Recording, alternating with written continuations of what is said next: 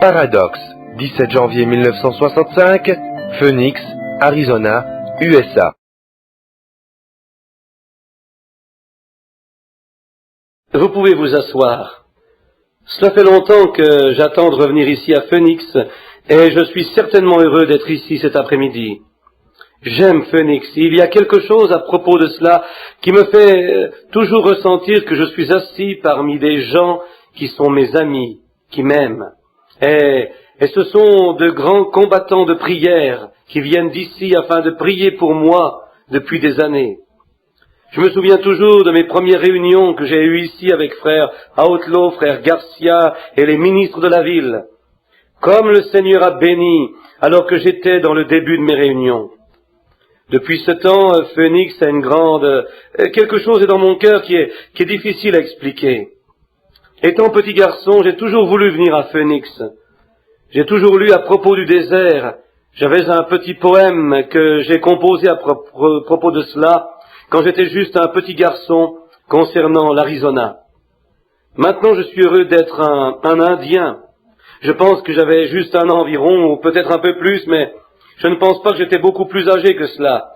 Et tous ceux que je rencontrais, je disais, « Êtes-vous un Indien ?» Eh bien, il y en a autant que depuis le temps que je suis ici. Et je pense que je devrais aller à la réserve indienne ou quelque part pour trouver un vrai autochtone. Et quelqu'un a dit, il n'y a pas longtemps, il a dit, « Frère Branham, comment aimez-vous l'Arizona ?» Je dis, eh bien, c'est une de mes grandes anticipations dans la vie de vivre en Arizona. Et Dieu m'a accordé cela.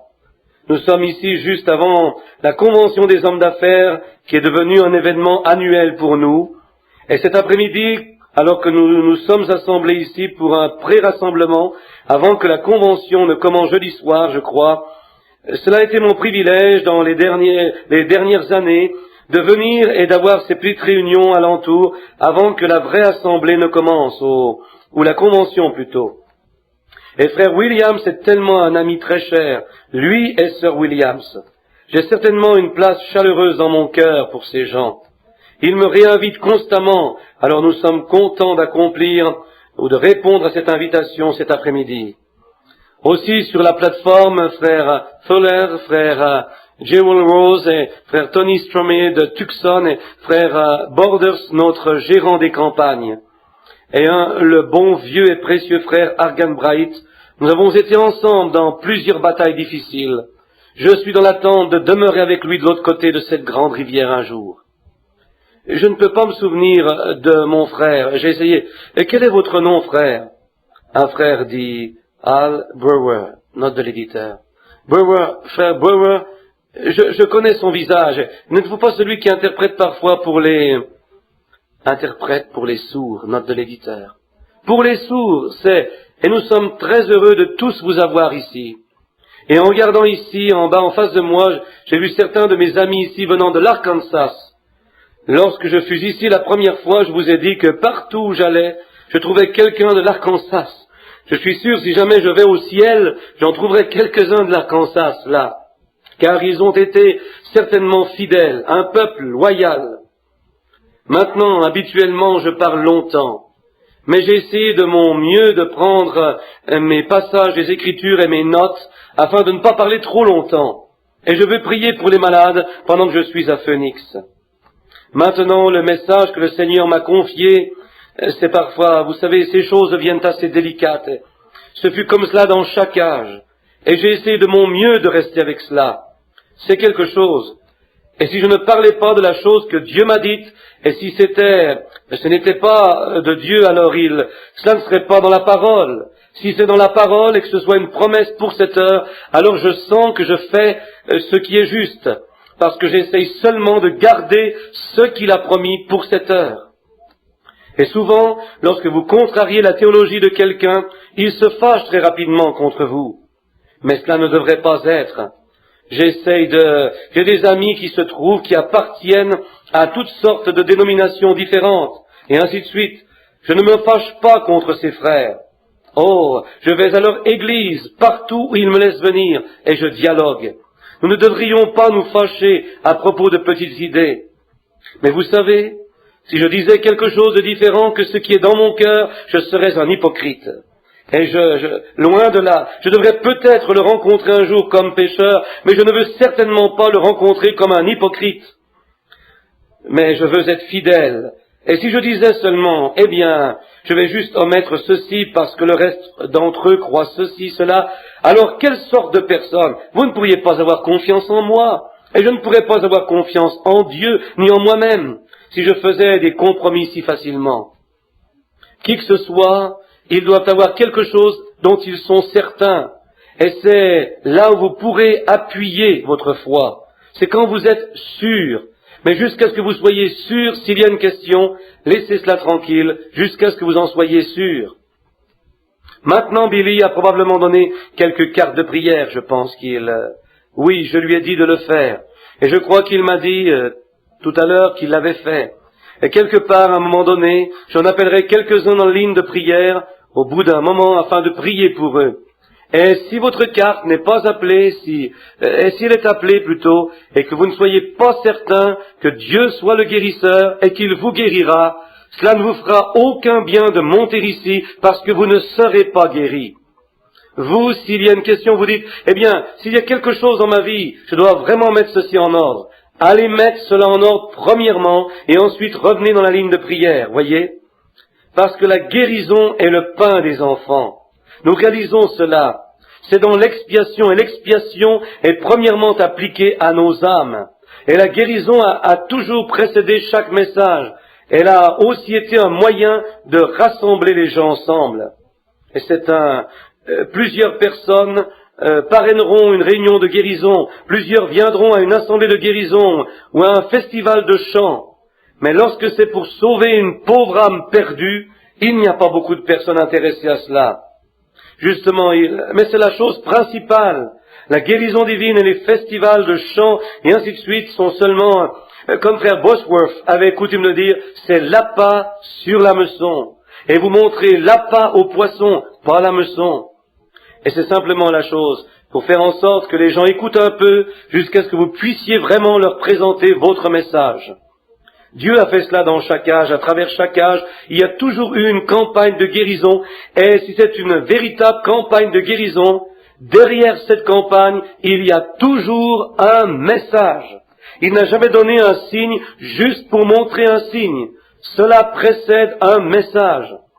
Et je crois que c'est la même chose. Il y a 17 ans ou 18 années maintenant que le Seigneur m'a envoyé prier pour les malades.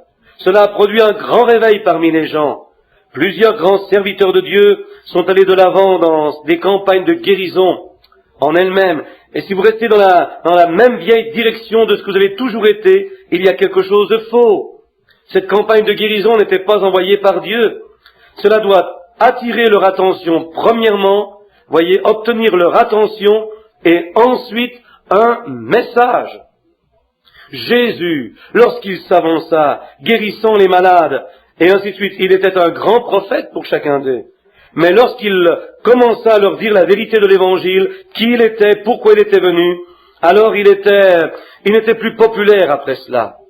Et c'est comme cela que cela s'est produit à travers chaque âge. Et cela va continuer de cette manière. Maintenant, nous sommes ici cet après-midi, aussi demain après-midi, dans cet auditorium. Tous à 7 heures. Est-ce exact, frère?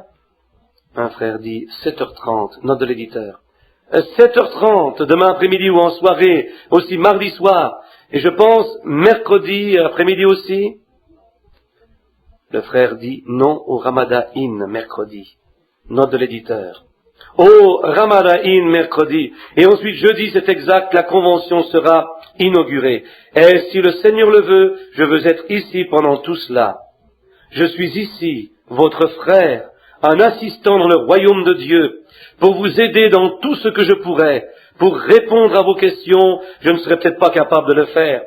Mais en étant complètement en prière, nous comprendrions probablement si nous prions sur cela et allions à Dieu à propos de cela, au lieu de nous concentrer sur nos propres opinions.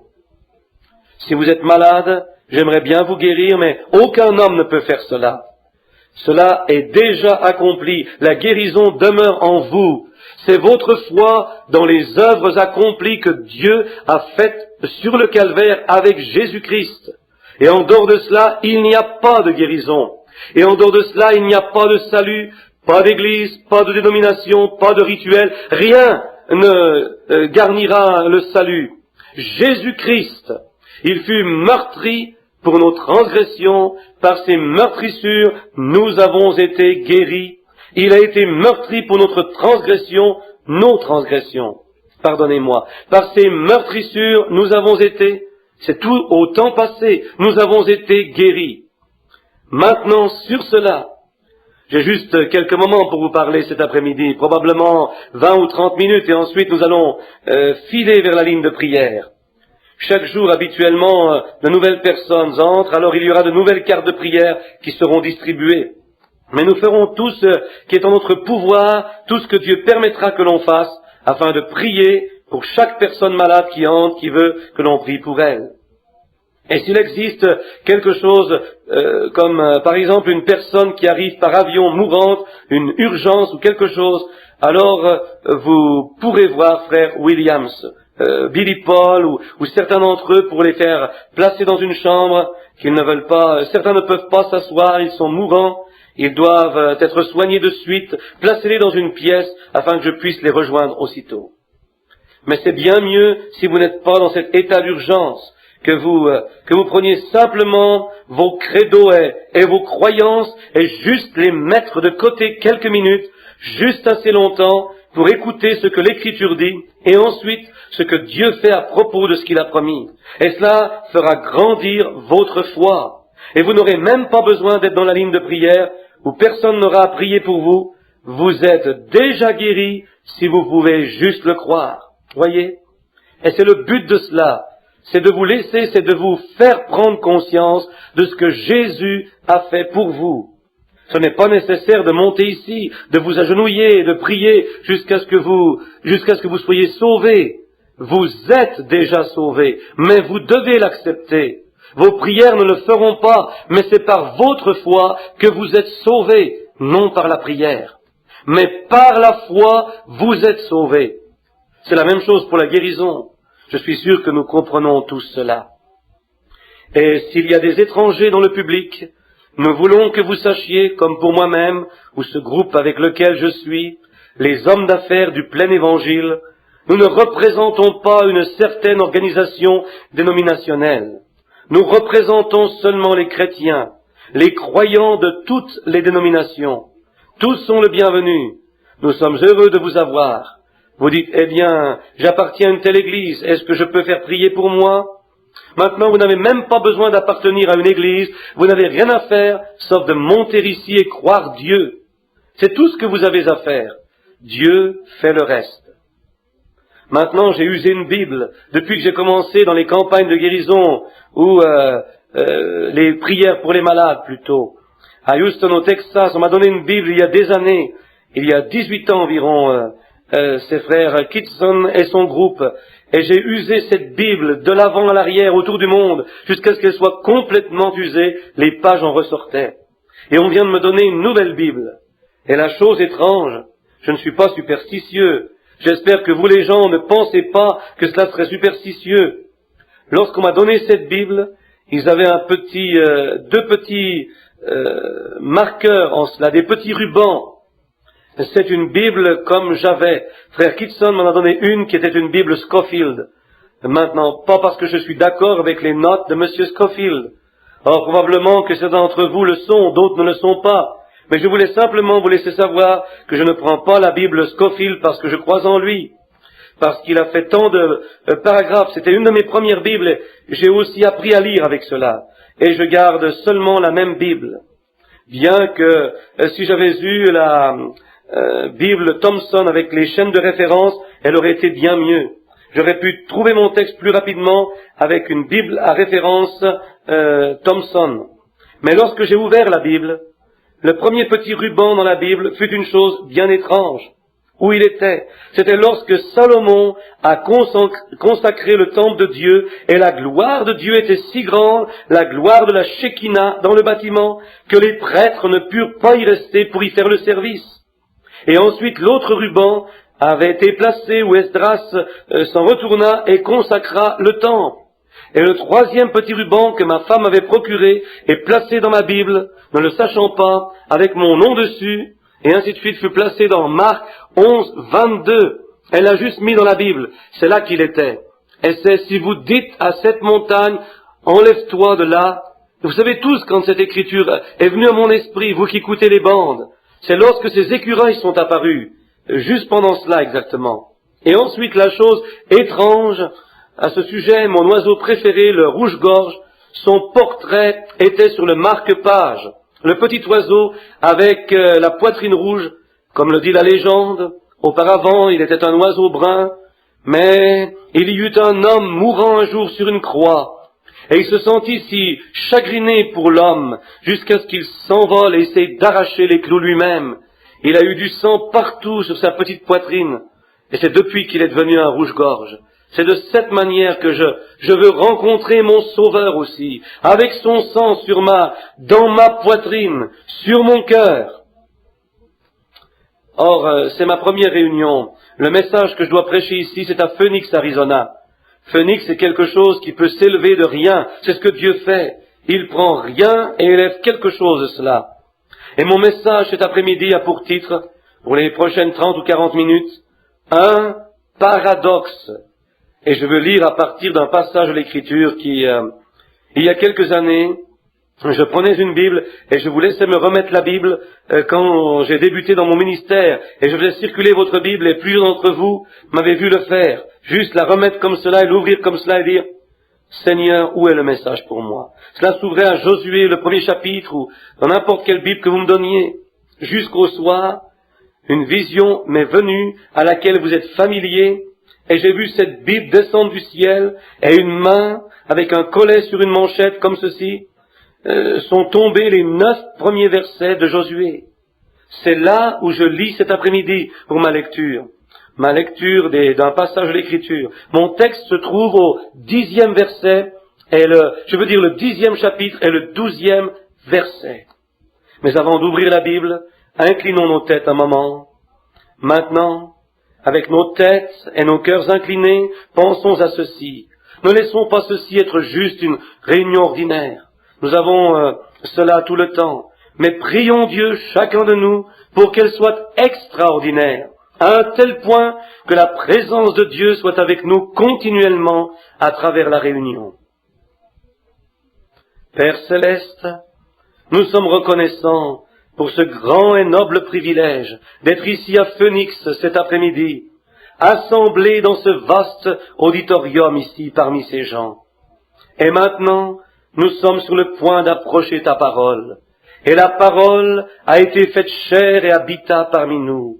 Et puisse-t-elle être de nouveau, Seigneur, que ta parole puisse devenir chair, qu'elle se déverse à travers ton Église et ton peuple pour accomplir les promesses de l'heure. Alors que nous réalisons que nous sommes à la fin des temps, il nous reste peu de temps, tout cela est en train de se mélanger avec l'éternité, et nous sommes sur la côte ouest, et comme la civilisation a voyagé de l'est à l'ouest, l'Évangile a aussi voyagé comme cela. Et maintenant il ne reste plus de place où il puisse aller sauf de retourner à l'est de nouveau. C'est complété. Et nous prions, Père Céleste, que ceci soit une heure solennelle pour chacun de nous, que nous puissions sentir la présence du Saint-Esprit, l'auteur de cette parole, de retour dans l'édifice d'un tabernacle de chair, se manifestant lui-même à nous dans le pardon de nos péchés, l'indulgence de notre iniquité avec l'assurance qu'il n'imputera pas le péché aux croyants, avec l'assurance de cela, et aussi qu'il guérira nos infirmités, et fera sortir le peuple hors des chaises roulantes et des béquilles, et donnera la vue à ceux qui sont aveugles, et rallongera les jours de ceux qui se meurent avec des maladies horribles comme le cancer et la tuberculose avancée, et des maladies que nos docteurs ne peuvent guérir. C'est au-delà de tout cela, mais Dieu, tu vas au-delà de toute recherche scientifique, tu vas au-delà de tout raisonnement. Accorde à tes serviteurs cet après-midi de parler, d'entendre ta parole sur le sujet, un paradoxe, car nous le demandons au nom de Jésus. Amen. Maintenant dans la Bible, Josué, le premier chapitre, Et Josué le 10e chapitre, le 1er chapitre et le 1er verset. Après la mort de Moïse, serviteur de l'Éternel, l'Éternel dit à Josué, fils de Nun, serviteur de Moïse, Moïse, mon serviteur, est mort. Maintenant, lève-toi, passe ce Jourdain, toi et tout ce peuple, pour entrer dans le pays que je donne aux enfants d'Israël. Tout lieu que foulera la plante de votre pied, je vous le donne, comme je l'ai dit à Moïse. Vous aurez pour territoire, depuis le désert et le Liban jusqu'au grand fleuve, le fleuve de l'Euphrate, tout le pays des Hétiens et jusqu'à la grande mer, vers le soleil couchant. Nul ne tiendra devant toi tant que tu vivras. Je serai avec toi comme j'ai été aussi avec Moïse. Je ne te délaisserai point, je ne t'abandonnerai point. Fortifie-toi et prends courage, car c'est toi qui mettras ce peuple en possession du pays que j'ai juré à leur père de leur donner. Fortifie-toi seulement et aie bon courage en agissant fidèlement selon toute la loi que Moïse, mon serviteur, t'a prescrite. Ne t'en détourne ni à droite ni à gauche, afin de réussir dans tout ce que tu entreprendras. Que ce livre de la loi ne s'éloigne point de ta bouche, médite-le jour et nuit pour agir fidèlement selon tout ce qui est écrit. Car c'est alors que tu auras du succès dans tes entreprises, c'est alors que tu réussiras. Ne t'ai-je pas donné cet ordre? Fortifie-toi et prends courage, ne t'effraie point et ne t'épouvante point, car l'Éternel ton Dieu est avec toi dans tout ce que tu entreprendras. Frère Branham lit maintenant Josué, chapitre 10, versets 12 à 14, note de l'éditeur. Alors Josué parla à l'Éternel, le jour où l'Éternel livra les Amoréens aux enfants d'Israël. Et il dit en présence d'Israël, Soleil, arrête-toi sur Gabaon, et toi lune sur la vallée d'Ajalon. Et le soleil s'arrêta, et la lune suspendit sa course jusqu'à ce que la nation eût tiré vengeance de ses ennemis. Cela n'est-il pas écrit dans le livre du juste? Le soleil s'arrêta au milieu du ciel et ne se hâta point de se coucher presque tout un jour. Il n'y a point eu de jour comme celui-là, ni avant ni après, où l'Éternel ait écouté la voix d'un homme, car l'Éternel combattait pour Israël. Que le Seigneur ajoute ses bénédictions à la lecture de ces paroles. Maintenant, le sujet de cet après-midi est un paradoxe. Or, le mot paradoxe, comme je viens de le regarder pour être sûr que j'étais juste, le mot paradoxe veut dire, selon le dictionnaire Webster, que c'est quelque chose d'incroyable, mais vrai. Maintenant, vous savez, nous avons entendu le vieux dicton que la vérité est plus, comment disent-ils cela, est plus étrange que la fiction. La vérité l'est, parce que lorsque la personne dit la vérité, parfois c'est très étrange. Je sais qu'un de mes amis là-haut dans le Colorado, il faisait un relevé il voulait faire un relevé sur l'élan. Et ils avaient 21 têtes d'élan dans le troupeau. Et mon ami, quand il est retourné là pour chasser, et lorsque les gardiens sont montés, ils avaient payé un grand prix, la conservation avait payé pour une de ces motoneiges pour retourner avoir le compte des élans. Il a dit, vous n'auriez pas dû dépenser tout cet argent. Je peux vous dire combien il reste d'élans là-haut. Et ils ont ri de lui. Il dit combien? Il dit, il y en a 19. Il dit, il y en avait 21 et on a tué 2 d'entre eux. Et le gardien a ri de lui. Vous avez le droit de n'en tuer qu'un, vous savez. Et le gardien a dit, oui, je sais que tu l'as fait. Eh bien, dit-il, c'est ce que j'ai fait. Il y avait 21 élans et j'en ai tué 2. Et le gardien a simplement ri et il est parti. Et c'est ce qu'il y avait, 19 élans, voyez. Il s'est tourné vers moi en disant, vous voyez, pasteur, dites seulement la vérité, le peuple ne le croira pas. Voyez, simplement dire la vérité, alors elle est certainement plus étrange que la fiction. Josué ici est un livre, en réalité, il est un livre de rédemption de l'Ancien Testament. Josué, nous aurons à le considérer comme étant le livre de rédemption, parce que cela l'est. La rédemption a 2 parties. La rédemption n'importe où a 2 parties, c'est-à-dire c'est sortir de et entrer dans.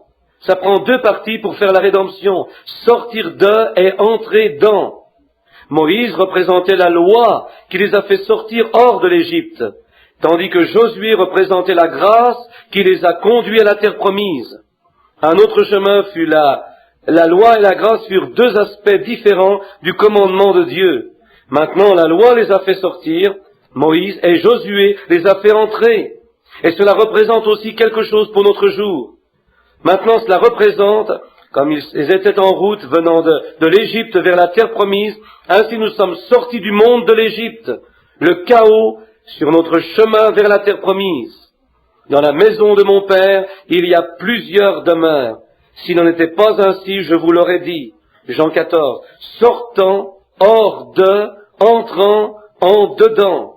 C'est la loi qui nous amène à reconnaître que nous sommes dans l'erreur. Mais c'est la grâce qui nous pardonne.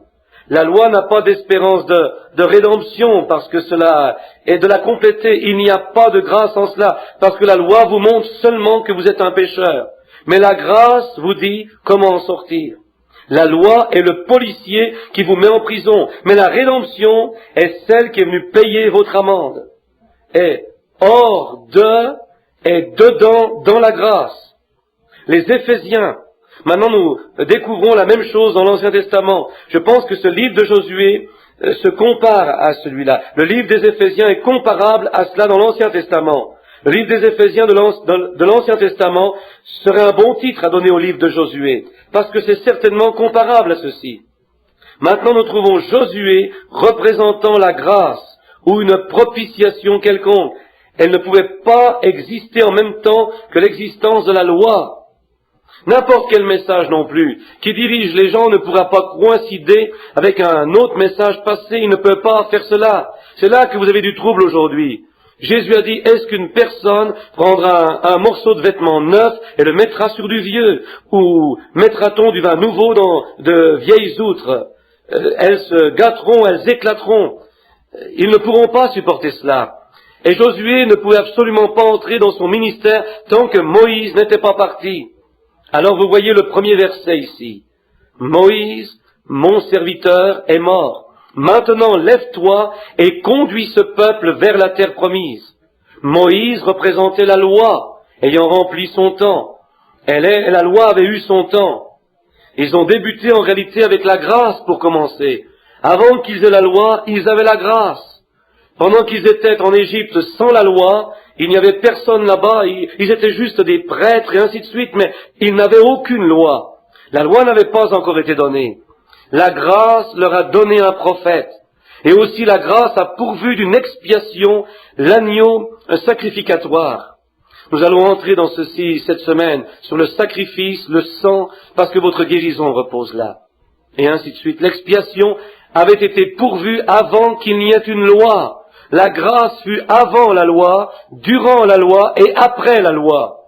Alors Josué était là représentant la grâce. Elle était autorisée avec la loi, mais elle ne pouvait pas être en force tant que la loi était dans sa place appropriée. Et ainsi en est-il du monde de l'Église en ce dernier jour. Elle est venue elle a joué son rôle, mais il viendra un temps où cela devra cesser. Elle devra le faire. Et il doit y avoir un Éphésien aussi de ce voyage, tout comme il en était des autres voyages. Il doit venir un Éphésien, un Éphésien de ce voyage. Surveillez. En quoi la loi ne pouvait jamais sauver un pécheur, comme je vous l'ai montré. Elle ne pouvait pas le faire. Donc la terre promise représentait un jour de grâce. Vous voyez, il ne pouvait pas les faire entrer pendant ce voyage. Et si vous remarquez, dans ce trajet, ils ont eu 3 étapes pendant leur voyage. Premièrement, ce fut la préparation par la foi là-bas en Égypte, sous l'agneau sacrificatoire. Ensuite, ils ont traversé la mer Rouge, dans le désert, une séparation qui représentait une autre étape de leur voyage. Parce que sous la préparation, lorsqu'ils se sont tous préparés, ensuite lorsqu'ils sont arrivés à la mer Rouge, il y avait un échec encore. Les gens ne croyaient pas, après avoir vu de nombreuses choses que Dieu avait faites. Ils ne croyaient pas encore. Et Dieu a ouvert la mer Rouge et les a fait aller de l'avant. Et ce en quoi nous sommes enseignés que tous les gens étaient baptisés sous Moïse, sous la nuée et dans la mer. Maintenant, ils étaient baptisés, repentis et baptisés, et ils sont sortis pour marcher dans une nouvelle vie, dans un nouveau pays. dans un nouveau voyage, parmi de nouvelles personnes, et la main de Dieu était sur eux. Mais finalement, ils arrivèrent à un endroit pendant cette marche où ils ne furent plus satisfaits avec leur marche de grâce. Ils devaient faire quelque chose qu'ils pouvaient faire eux-mêmes. Maintenant, c'est cela que les gens pensent aujourd'hui, de la guérison divine ou quelque autre œuvre de grâce de Dieu, qu'il y a quelque chose que vous devez faire. Vous, il n'y a rien que vous ayez à faire, sinon croire, seulement croire Dieu. Et s'ils avaient continué, la promesse ne leur avait pas été donnée sous la loi, la promesse avait été donnée avant la loi, sans aucune condition à cela. Je vous ai donné ce pays, allez-y, entrez dedans. Mais avant d'arriver à cette promesse, ils ont décidé qu'il y avait quelque chose qu'ils devaient faire eux-mêmes. Et que nous trouvons encore cela parmi les êtres humains. Nous sommes enclins à être comme cela. Il y a quelque chose qu'on doit faire. Nous sentons que nous avons quelque chose à faire dans ça aussi. Vous avez quelque chose à faire dans cela. C'est d'abandonner votre propre volonté, votre propre idée à la volonté et à l'idée du Dieu Tout-Puissant. Et c'est fini. C'est tout ce qu'il y a. Prenez seulement sa promesse. Ne pensez pas à rien d'autre. Marchez par cela et Dieu fera le reste. Ensuite, ils ont voulu une loi. Et Dieu vous donne toujours le désir de votre cœur, il l'a promis. Mais nous découvrons que lorsqu'ils ont fait un pas à côté de ce que Dieu avait promis à l'origine, alors cela était une épine dans la chair, jusqu'à ce que la loi fût enlevée, jusqu'à ce que Jésus-Christ vienne et soit crucifié pour enlever la loi. C'était une épine dans la chair. Et n'importe quoi que vous essayez de faire vous-même, cela va toujours concourir à votre déshonneur. Cela va travailler à votre désavantage. Croyez tout simplement Dieu et c'est réglé. Ce que Dieu a promis. Je suis l'Éternel, ton Dieu, qui guérit toutes tes maladies. Voyez? S'il y en a parmi vous qui sont malades, qu'ils appellent les anciens de l'Église, il a promis, les œuvres qu'il a faites seraient faites dans son Église. Pourquoi devons-nous accepter les organisations et ainsi de suite qui vont écrire ou faire sortir cela hors du livre? Voyez? Cela devient une épine dans la chair. Et ici, à la fin des temps, nous rencontrons la même chose à nouveau, face à face. Cela dépend des méthodistes, baptistes, presbytériens, et qui d'autre encore, voyez. Vous ne pouvez pas continuer, vous devez revenir entièrement au plein évangile. Il a été fait pour rassasier l'homme par un Dieu entier qui a été fait chair et habita parmi nous, et nous savons que ces choses sont vraies. Maintenant, si nous regardons alors pendant leur séjour dans le désert, c'est là où Israël a fait la plus grande erreur jamais faite, jusqu'au calvaire. C'était quand, dans Exode 19, ils ont accepté la loi au lieu de la grâce. Ils avaient la grâce, ils avaient un prophète, ils avaient un agneau sacrificatoire, ils avaient la rédemption, ils étaient passés à travers la mer Rouge, ils avaient été guéris de leur maladie, ils avaient eu de l'eau d'un rocher frappé, ils avaient la manne du ciel. Tout ce dont ils avaient besoin leur avait été accordé. Ils en étaient pourvus, et quand bien même ils avaient cela, ils voulaient autre chose. Maintenant, c'est un type parfait de notre Éphésiens aujourd'hui exactement. Nous sortons sous Luther, nous sommes passés à travers la sanctification sous le méthodisme, et nous sommes venus dans la restauration sous la Pentecôte, exactement comme c'était le voyage dans le désert. Et lorsque Dieu nous a fait sortir, nous avons bien fait. Mais qu'avons-nous fait? Nous voulions être comme le reste d'entre eux. Maintenant, nous découvrons que cette grâce est la seule chose qui nous fait passer à travers. Jamais la loi.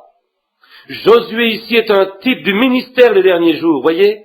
Maintenant, rappelez-vous ces 3 étapes du voyage. Tout cela a cessé, premièrement, la loi, et tout devait cesser afin que Josué a la même signification que Jésus, Jéhovah Sauveur, et qui les a fait sortir du désert dans la terre promise.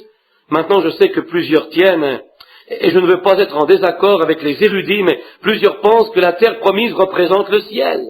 Elle ne pouvait pas représenter le ciel. Elle ne le pouvait pas, car ils ont eu des guerres, des troubles, des frustrations et tout dans la terre promise.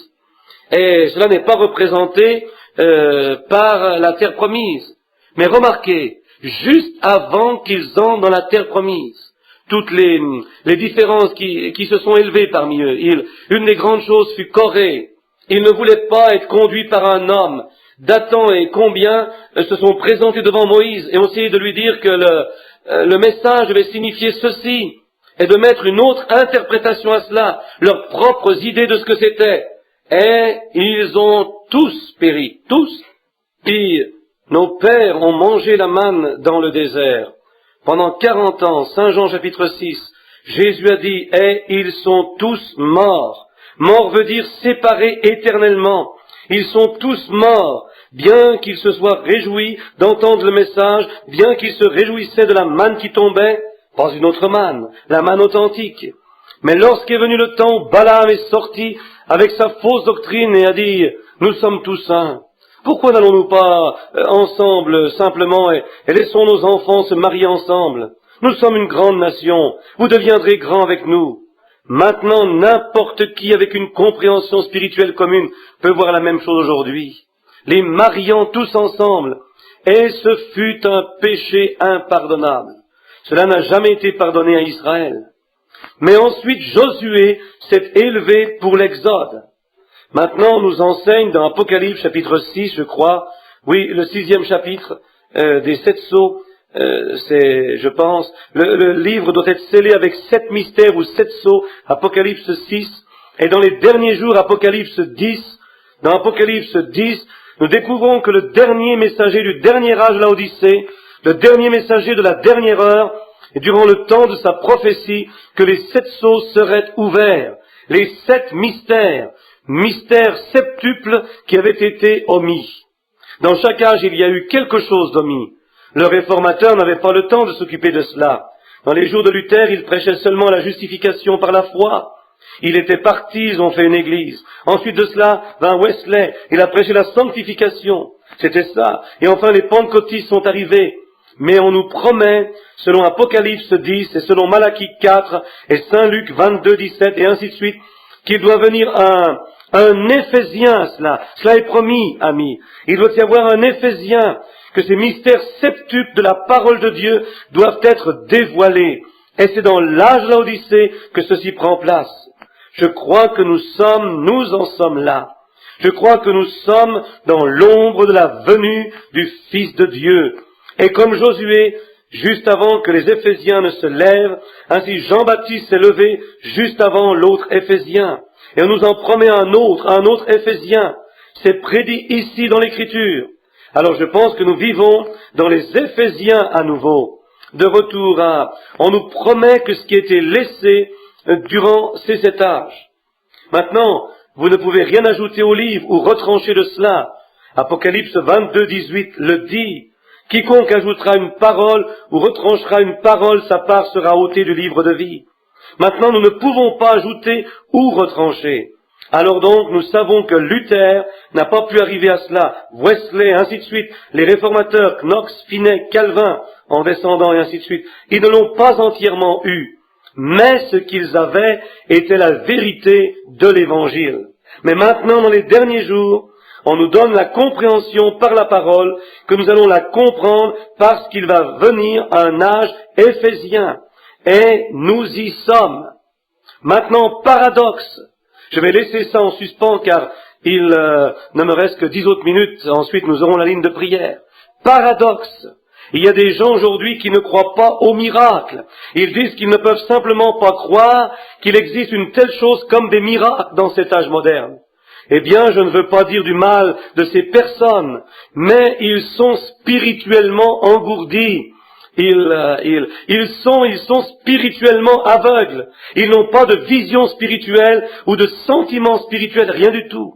Car aucun homme ne peut s'asseoir parmi une foule de gens où le Saint-Esprit descend, peu importe qu'il soit absolument un pécheur ou elle, mais ils sont censés ressentir la présence de Dieu lorsque vous voyez la parole qu'il a promise s'accomplir. Il faut que vous soyez engourdis. Et lorsque vous le voyez avec vos propres yeux, que la chose arrive, il faut que vous soyez aveugles spirituellement. Je ne dis pas physiquement, mais vous pouvez être spirituellement aveugle et avoir une vue physique de 20 sur 20. Vous rappelez-vous Élie là-bas chez Dothan lorsqu'il est sorti et a aveuglé l'armée entière? La Bible dit qu'il l'a fait. Et il les a conduits directement dans une embuscade parce qu'il ne savait pas qui il était. Et cependant, il était exactement ce qu'il était supposé rassembler, et ainsi de suite. Et il est allé directement vers eux. Mais ils étaient aveugles. Et vous pouvez vous tenir dans la présence du Dieu vivant, vous pouvez vous tenir sous l'onction du Saint-Esprit et le voir agir, et quand même cela ne vous touchera pas. Vous pouvez voir ce que Dieu a dit, cela vous est prêché parfaitement, ensuite manifesté quand même, ils ne veulent pas entrer, ne le croient pas. Alors là, vous êtes au-delà de l'espoir. Vous êtes déjà mort, engourdi, aveugle, perdu. Il était complètement. Le monde. Je me demande si cette même personne qui ne croit pas au miracle, je me demande, et s'il ne peut y avoir que la chose qui est réelle, ce qui est scientifiquement prouvé. Je me demande si vous pouvez avoir un scientifique ou n'importe qui ne croit pas au miracle, de m'expliquer comment ce monde reste en orbite. Comment garde-t-il parfaitement son temps autour de l'équateur et de la manière qu'elle tourne est juste parfaitement? Nous n'avons pas de machinerie ou de montre ou n'importe quoi d'autre qui peut garder le temps comme cela. Cela va varier de quelques minutes à chaque mois, mais ce soleil est exactement à temps. Des milliers d'années se sont passées, elle n'a jamais bougé. Certainement, parfaitement. Comment la Lune le peut, à des milliards de milles en dehors de la Terre, peut quand même contrôler la marée? Dites-moi, comment, dans cette galaxie dans laquelle nous vivons, comment la Lune peut-elle avoir un effet sur l'eau, sur la Terre? Scientifiquement, dites-moi comment cela se fait. Ils ne peuvent pas le faire, parce qu'il n'y a pas de moyen scientifique pour le dire. Mais Dieu a placé la Lune pour surveiller la mer. Et lorsque la Lune commence à tourner alentour, lorsque la Terre tourne, voici que vient la marée. Mais lorsqu'elle se réveille le matin suivant, et regarde derrière par ici, la marée retourne en arrière à sa place à nouveau. Elle est un gardien.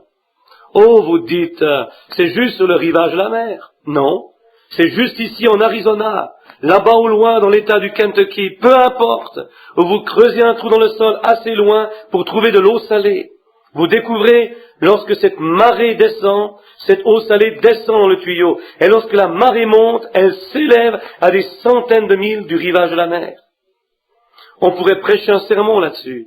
Comment Dieu, peu importe, il est dans la gloire, mais ses ordres ont encore le même effet sur le monde entier, sur n'importe qui prend la promesse. Son ordre est donné. Il y a des lois de la nature et elles demeureront fidèles de la Pentecôte ou à n'importe quel temps. À chaque fois que Dieu fait une promesse, il demeurera avec cette promesse, peu importe où en sont les gens et combien de milliers d'années se sont écoulées. Ces lois demeureront toujours pareilles. Ensuite, la semence tombe dans la terre, elle pourrit pour reproduire la vie à nouveau. Il semble que si jamais elle devait reproduire la vie, ce serait quand elle est dans son état parfait. Mais si jamais la vie était en elle, alors pourquoi ne se reproduirait-elle pas? Mettez-la en terre, la vie va bondir. Pourquoi? Parce que tout ce qui est autour de cette vie, tout ce qui est autour de ce germe que nul homme ne peut trouver, toute la matière autour de cette semence doit mourir, afin de pouvoir s'élancer dans une nouvelle vie. Mais tout ce qui est alentour doit aussi mourir et pourrir avant de pouvoir reproduire la vie. Ainsi en est-il de l'individu. Aussi longtemps qu'il y a des injections humaines, des idées humaines, alors le germe de vie de Dieu, le Saint-Esprit, ne peut pas œuvrer. Vous ne pouvez pas être guéri aussi longtemps qu'il y a juste une fraction quelque part qui n'est pas encore pourrie. Il faut que tous les éléments humains, toutes les idées scientifiques, tous les jours des miracles sont passés, soi-disant, tout cela doit complètement pourrir. Mourir, alors de là grandit le germe de vie vers une nouvelle vie. C'est la seule manière qu'il puisse grandir. C'est la raison pour laquelle nous ne recevons pas ce que nous demandons. Nous essayons de prendre avec nous tellement de nos propres idées. C'est la raison pour laquelle l'Église luthérienne ne pouvait plus avancer plus loin que cela. Les pentecôtistes et le reste, parce qu'ils injectent par un groupe de théologiens, et ceci devrait être de cette manière, ceci est pour un autre jour, et ceci était pour cela. Ça reste là. Vous ne pouvez pas grandir à l'image parfaite de Christ jusqu'à ce que chaque parole de Dieu soit reçue en vous. Et ensuite vous devenez cette parole tout comme la semence qui est allée dans la terre. J'aimerais qu'il m'explique Hébreux 11.3. Le plus grand homme de science que nous avons jamais eu, pour autant que je sache, ce fut Einstein. Quand ici, il n'y a pas longtemps, à New York, j'écoutais ce qu'il avait dit, il parlait de la galaxie et combien loin elle était là, au dehors, il a prouvé qu'il y avait une éternité. Comment l'homme, allant à tant de millions de milles à l'heure, cela lui prendrait tellement 1 million d'années-lumière à l'heure, cela lui prendrait tant d'années pour se rendre là, 300 000 ou quelque chose comme cela. Et ensuite 300 000 pour revenir. Et ensuite de prouver par cela de quelque façon que l'homme n'avait quitté la terre que 50 ans. L'éternité. Et ça, c'est une petite galaxie. Lorsque Dieu les souffla hors de sa main. La Bible dit, et Einstein a finalement abouti avec ceci, il n'y a qu'un moyen que n'importe quel homme puisse expliquer l'origine de ce monde, c'est situé dans Hébreux 11.3. Nous comprenons que les mondes ont été formés ensemble par la parole de Dieu. C'est exactement juste. La science ne peut même pas le toucher. Et après vous dites que vous ne croyez pas au miracle. Comment pouvez-vous faire cela? Comment un homme de science peut-il jamais expliquer la pluie de Noé quand il n'y avait jamais eu une goutte de pluie sur la terre jusqu'à ce jour-là? Mais Noé a dit qu'il y aurait une pluie. Et lorsque la pluie de Noé arriva, contraire à toute la science, il n'y avait pas de nuages là-haut, il n'y avait jamais eu de pluie là-haut. Il pouvait prouver qu'il n'y avait pas de pluie là-haut. Ensuite, Dieu a ouvert les cieux et a déversé cela a jailli et cela a lavé toute la terre. C'était un paradoxe. Comme c'est certainement déraisonnable, inexplicable. Mais nous savons que Dieu l'a fait, parce que la Bible le dit. Et nous avons l'évidence sur la terre aujourd'hui que c'était ainsi. Dieu l'a fait. C'était un paradoxe. Lorsque Dieu a pris un vieillard du nom d'Abraham, à l'âge de 75 ans, et sa femme 65, plusieurs années plus loin que le temps de la vie, une ménopause, et lorsqu'il a pris cet homme et lui a donné une promesse à 75 ans, à cette femme qu'il avait mariée, sa demi-sœur, il avait vécu avec elle depuis qu'elle était une jeune fille, il s'était marié lorsqu'elle était probablement une adolescente, et ici elle avait 65 ans, et dit, tu vas avoir un bébé avec cette femme. Et qu'en serait-il si Abraham avait dit, je ne crois pas dans des paradoxes, je ne peux simplement pas accepter cela. Cela ne se saurait jamais produit. Mais vous voyez, lorsque vous dites que vous croyez quoi que ce soit, alors vous devez le mettre en action. Ensuite, Abraham a été commandé de se séparer lui-même de toute incrédulité et de marcher avec Dieu seul. Et au lieu de devenir plus faible, il devint plus fort. Et lorsqu'il eut 100 ans, et Sarah avait 90 ans, le bébé arriva. Comment Abraham a-t-il pu prendre son fils? Au loin, 3 jours de marche, probablement 90 000 de la civilisation, sur le haut d'une montagne, où que le Seigneur lui avait montré d'aller offrir son fils Isaac. Isaac transportait le bois là en haut, comme nous le savons, ce qui est un type de Christ, et là-haut sur cette montagne, il devait offrir Isaac comme un sacrifice. Et lorsqu'il a tout accompli ce que Dieu lui avait dit, à propos de poignarder son propre fils à mort, en lui coupant la gorge, lorsqu'il a tiré le couteau en dehors de l'étui, et a élevé sa main pour obéir Dieu à la lettre, car la Bible dit qu'il savait que Dieu ne pouvait pas faire une promesse à moins qu'il ne la garde. Et il l'a reçu comme quelqu'un d'entre les morts, parce qu'il était capable de le ressusciter des morts et de lui redonner encore son fils. Et lorsqu'il était prêt à obéir à Dieu pleinement, il a pris sa main et dit, retiens la main Abraham. Il y avait des vignes, avec ses cornes sur le haut de cette montagne, il y a des lions, des loups, des hyènes, des chacals, de grosses bêtes féroces qui mangent les brebis. Et aussi, ils étaient loin en haut de la montagne, où il n'y a pas d'eau. Comment le bélier s'est-il rendu là? Abraham avait ramassé des pierres aux alentours pour bâtir un hôtel, mais le bélier était là de toute façon. C'était un paradoxe. Et n'importe quel homme qui croit Dieu et le prend au mot à sa parole, peu importe ce que la situation est, Dieu va accomplir un autre paradoxe pour garder sa parole. Car Abraham a appelé ce lieu Jéhovah Jireh, le Seigneur s'est pourvu d'un sacrifice. Il peut encore faire qu'un paradoxe arrive. Il peut faire cela cet après-midi, si vous voulez juste le prendre à sa parole. Daniel, dans la fosse pleine de lions, comment cela peut-il être que cet homme, avec un groupe de lions affamés, soit resté dans la cave avec eux toute la nuit, sans aucun danger? L'ange du Seigneur, invisible pour les autres, se tenait là. C'était un paradoxe. Quelque chose devait garder ce lion, l'empêcher de le dévorer. Lorsque les enfants hébreux sont allés dans la fournaise ardente, c'est contraire à toute compréhension scientifique dans ce grand âge.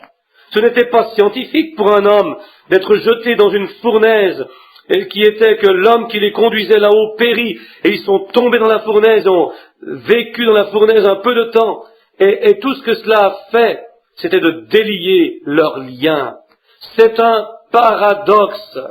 Ce n'était pas explicable, déraisonnable, mais par contre, c'est la vérité. Voici Josué de qui nous parlons. Comment est-ce que c'est cet homme, juste un homme ordinaire, qui venait juste de passer à travers un groupe de credos que l'homme avait formé, et des lois, cérémonies, avec rien en cela qui ne dit quoi que ce soit à propos de donner à l'homme la puissance pour arrêter le soleil. Mais ici, avec une commission de Dieu, je te donnerai chaque morceau de terrain que la plante de ton pied foulera, je serai là, et l'ennemi était mis en déroute. Le soleil descendait. Si ces rois avaient le temps de se réunir encore le jour suivant, ils perdraient sûrement des hommes. Mais Josué savait qu'il avait besoin de lumière du soleil. Il regarda en haut vers le soleil, et il dit, « Arrête-toi sur Gabaon, et lune, tiens-toi là sur Ajalon. » Et durant l'espace d'une journée, c'était toute la nuit, le soleil s'arrêta, et la lune resta là. C'est un paradoxe. Un homme marchant dans la volonté de Dieu pouvait faire une telle chose, car il était encore dans un âge d'Éphèse, dans un Éphésien avec l'Évangile. Certainement c'était un paradoxe. Moïse, avec un bâton dans sa main pour descendre là-bas et aller délivrer les enfants d'Israël. C'était un paradoxe. Lorsque l'Égypte avait toutes les armées et leurs hommes bien entraînés, c'était un paradoxe. La naissance virginale était un paradoxe. Comment une vierge pourrait-elle, contre toute compréhension scientifique, une femme qui ne connaissait pas d'homme, peut-elle produire un enfant? Et non seulement un enfant, mais Emmanuel, qui a prouvé exactement que ce qu'il a dit, c'est ce qui serait. Comment cela peut-il arriver? C'était un paradoxe. Parce que Dieu a parlé à son prophète des siècles auparavant, et le prophète a obéi à la parole de Dieu, et la parole a été prononcée, et la parole a été faite chair, et habita parmi nous. Et nous croyons cela. Certainement, c'était un paradoxe. Comment pouvait-il marcher sur l'eau? C'était un paradoxe. Un être humain, selon la grandeur de vos pieds, ne pourrait pas faire cela. Mais il l'a fait. Qu'est-ce que c'était? Inexplicable. Mais c'était quand même un paradoxe. Dieu l'a fait. Nous le croyons. Nourrir 5000 personnes avec 2 poissons et 5 biscuits. Mais il l'a fait. Il a multiplié non seulement le poisson, mais du poisson cuit. Pas seulement du pain, mais du pain cuit. Comment pouvait-il changer l'eau en vin? Complètement un paradoxe. Il a guéri les malades. Par exemple, ceux avec la lèvre, auxquels ils n'ont pas rien jusqu'à ce jour. La science n'a rien pour guérir la lèpre. Mais Jésus l'a guéri avec sa parole. C'était un paradoxe. Il est le même, hier, aujourd'hui et pour toujours. Sa parole guérit encore les malades. C'est un paradoxe, certainement. Il a ressuscité les morts, après que la vie mortelle les eut quittés. Lazare, le fils de la veuve de Naïn et la fille de Jairus, il a ressuscité les morts avec sa parole, parce qu'il est la parole. Et ensuite, une autre grande chose en terminant. Pour prouver qu'il était le Messie, pour prouver qu'il l'était, il devait venir dans l'ordre et répondre à la parole. Et la parole a dit, lorsqu'il a parlé au prophète, le Seigneur ton Dieu va susciter un prophète comme moi. Il y avait beaucoup d'hommes qui se sont levés. Il y avait eu pendant des centaines et des centaines d'années, il n'y avait pas eu de prophète. Oh, ils avaient eu des prêtres et de grands hommes, et alors que nous lisons l'histoire, entre le temps de Malachie et Matthieu, 400 ans, il y avait eu de grands hommes, mais il n'y avait pas eu de prophète. Et ensuite, lorsqu'il arriva sur la scène, pour prouver qu'il était cet Éphésien rendu manifeste, Jean l'avait annoncé, mais Jésus était cela, il était la parole manifestée lui-même. Lorsque Pierre vint à lui un jour avec André, son nom était Simon, et lorsque Jésus se tenait là, n'ayant jamais vu l'homme de sa vie, écoutez attentivement, lorsqu'il s'est tenu là et regardé l'homme et dit, ton nom est Simon, et tu es le fils de Jonas, c'est un paradoxe. Sûrement que ça l'est, certainement, c'était un paradoxe. Et lorsque Philippe se tenait là, a entendu cela, et savait de toute identité que ceci était le Messie, il était certainement, il a cru cela, il n'était pas engourdi, il n'était pas aveugle non plus, il a couru autour de la rive, pendant quelques milles, il est allé chercher son ami appelé Nathanaël. Et lorsqu'il est monté, la foi de cet homme qui a pu amener un autre à la réunion pour voir, lorsqu'il est monté devant Jésus, Jésus dit, voici un Israélite en qui il n'y a point de fraude. Cela a étonné l'homme. Il a dit, d'où me connais-tu? Maintenant observez, ceci est déraisonnable. Oui, monsieur, c'est inexplicable. Il a dit, comment m'as-tu déjà connu? Il dit, avant que Philippe ne t'appelle, quand tu étais sous le figuier, je t'ai vu. Un paradoxe. Il avait besoin de passer en Samarie. Et lorsqu'il est allé en Samarie, dans la ville de Sichar, il était assis là attendant ses disciples qui étaient allés acheter de la nourriture. Et remarquez, une femme est venue au puits, une femme de mauvaise réputation, et lui a dit, femme, va me chercher à boire ou donne-moi à boire. Et elle dit, ce n'est pas la coutume pour toi de demander cela, je suis juive, samaritaine, et tu es un juif. Nous n'avons point de relation avec vous. Il dit, mais si tu connaissais celui à qui tu parles. Regardez ce paradoxe qui va se produire. Ne manquez pas cela. Il dit, comment peux-tu dire ceci? Je suis une femme de Samarie et tu es juif. Nous n'avons pas de relation avec vous. Il dit, mais si tu connaissais celui à qui tu parles ou qui te parle, tu me demanderais à boire. Et il alla de l'avant jusqu'à ce qu'il trouve son trouble. Et il dit, va chercher ton mari et viens ici. Elle dit, je n'ai pas de mari. Il dit, c'est la vérité, tu n'as pas de mari, parce que tu en as eu 5. Celui avec lequel tu vis n'est pas ton mari, donc tu as dit la vérité. Elle dit, Seigneur, je discerne que tu es un prophète. Il ne l'avait pas vu depuis des centaines d'années. Elle dit, nous savons que le Messie va venir, et lorsqu'il viendra, il va nous dire ces choses. Il dit, je le suis. Espace non enregistré sur la bande originale anglaise, note de l'éditeur. C'était un paradoxe confirmé, et on découvre que c'est la vérité de l'Évangile. Un Évangile qui avait promis ceci. Et voici que c'est arrivé et confirmé que ce l'était. Maintenant, laissez-moi vous donner un grand et noble paradoxe ici, juste une minute. Dans Jean 14:12, Jésus a promis que le croyant qui croirait en lui ferait les mêmes œuvres. Est-ce vrai? Dieu qui fit la loi ou la promesse doit garder cette promesse pour être Dieu. Il la garde. Pensez, le Dieu, pourquoi c'est un paradoxe en soi? Car Dieu qui a fait la promesse ne peut pas briser cette promesse, de donner cette promesse des choses qu'il a faites à son peuple, de poursuivre cela à travers l'âge jusqu'à ce qu'il revienne, d'aller à travers le monde, prêcher l'évangile à chaque créature à tout le monde. Celui qui croira et sera baptisé sera sauvé, et celui qui ne croit pas sera condamné, et ces signes accompagneront ceux qui croient. Il doit garder cette parole, et parce qu'il l'a dit, cela est sorti de sa bouche, et doit s'accomplir. Toute l'écriture doit être accomplie. Alors c'est un paradoxe seulement d'entendre Jésus, le Fils de Dieu, faire une telle déclaration comme cela. Les choses que je fais, vous les ferez aussi. Maintenant, la Bible dit dans Hébreux 13:8, il est le même hier, aujourd'hui et pour toujours. C'est un paradoxe, car cela doit être fait. Le ciel et la terre passeront, mais pas une seule parole que j'ai déjà dite faillira, dit-il. Cela doit s'accomplir.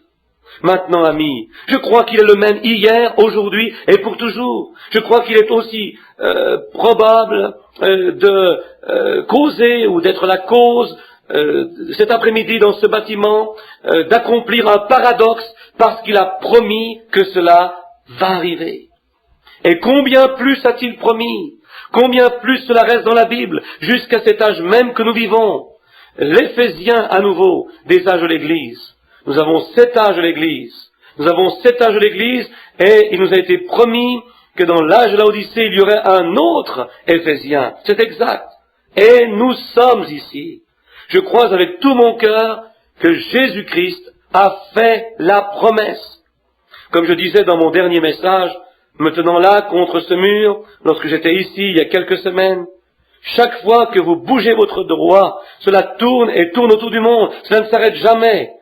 Chaque geste que vous faites, vous le verrez au jugement. La télévision prouve que c'est ici, la 4e dimension, car à la télévision on ne manufacture pas ce portrait. Ce n'est qu'un canal pour cette onde dans un tube, et vous voyez un portrait. La couleur touche chaque objet qui bouge, qui passe dans le monde, va directement à travers d'ici maintenant, faisant un enregistrement. Un jour, votre propre enregistrement ou registre sera fermé, et vous allez devoir répondre à cet enregistrement. C'est exact. Oh Dieu, fais que je sois si planté, fais que je sois tellement mort à moi-même et à n'importe quoi autour de moi, mais que je sois conscient de la parole de Dieu vivant parmi nous aujourd'hui. Prions. Seigneur Jésus, tu es un paradoxe. Lorsque Dieu a été fait chair, je prie, Père Céleste, que tu le rendes manifeste toi-même cet après-midi. Nous le prouvons ici aujourd'hui. Non seulement le prouvant, il y a, je suppose, 90% ou plus de gens assis ici, croyant cela, chaque parole. Mais afin qu'on te voie à nouveau, et laisse savoir que cette parole que tu as parlée, qui voyage encore autour et autour du monde, comme un enregistrement, avançons dans cet enregistrement aujourd'hui, Seigneur. Avançons là-dedans, et ne pas l'entendre juste comme si cela devenait secondaire de la bouche d'un homme, mais que cette bouche, cette personne, ce peuple, tous assis ici, puissions nous devenir ta parole. Nous sommes prêts à mourir, Seigneur, à nos propres idées, juste pour te voir accomplir ta promesse. Les choses que je ferai, vous les ferez aussi. Je prie que tu accordes ceci au nom de Jésus. Amen. Juste avant de former la ligne de prière, j'ai pris une bouchée de crème glacée un jour avec mon vieil ami docteur. Il a dit, je veux te demander quelque chose, Billy. J'ai dit, très bien. Il dit, crois-tu dans... C'est là où j'ai reçu cette pensée. Paradoxe. Il dit, crois-tu dans un paradoxe? Je dis, certainement. Il dit, je sais que tu y crois. Il m'a parlé d'une certaine personne qui avait été guérie après que l'on ait prié pour elle. Il avait vendu des drogues d'épilepsie pendant des années. Parfois, ils avaient 7 ou 8 attaques par jour, des médicaments forts.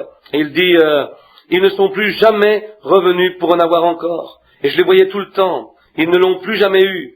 Il dit, je veux te dire quelque chose, juste pour te laisser savoir que je crois ce dont tu parles. Il dit, durant tout le temps de la crise, de la dépression, mon fils ici, maintenant tenait le magasin.